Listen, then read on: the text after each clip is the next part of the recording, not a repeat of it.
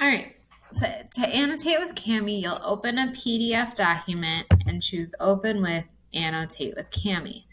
This is going to open an entirely brand new tab with the document. On the left-hand side, you're going to see a variety of tools that you're able to use. The first one that we're going to talk about is drawing, because this one will be your most common one to use.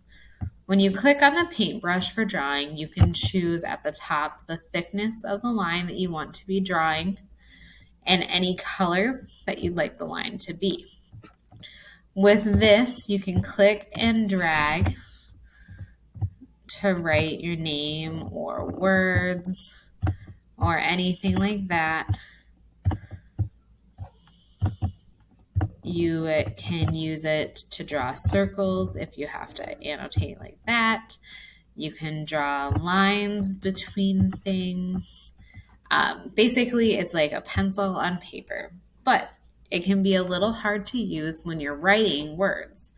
So the next tool that we're going to talk about is the text box, which is the capital T on that left-hand side. The first box is the size that you want to type, and again, you can choose your color. Once you've made your choices, you'll click anywhere on the document that you want to type. It's going to open a box that shows you the different fonts that you have. If you want to bold or italicize, do bullet points, all of that is there, and you are able to type. When you're done, click out of the box and it will be saved. You can hover over it until there is a cross with 4 arrows on each side, and you'll click, and then you can click and drag it to wherever you want that text box to go. That is your easiest way to type. If you have to circle things or draw lines or add any shapes of any kind, you'll use the shapes function. This is the one that has a circle in the corner of a square. When you click on it, again, you can choose the line thickness, what type of shape you're wanting to draw, and what color. So if you're needing to highlight something by circling it, you can choose a color, choose the circle.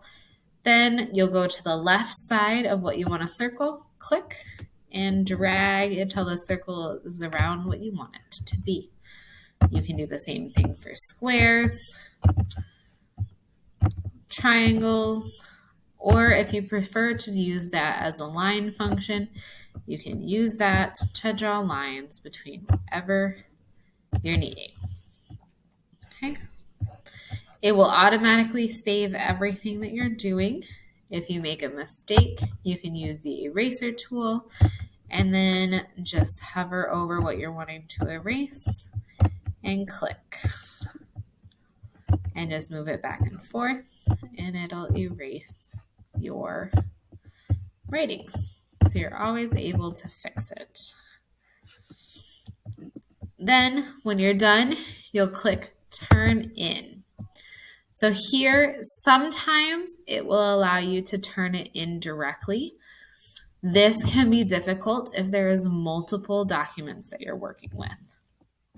So you can also choose to download it, where it will save it to your computer.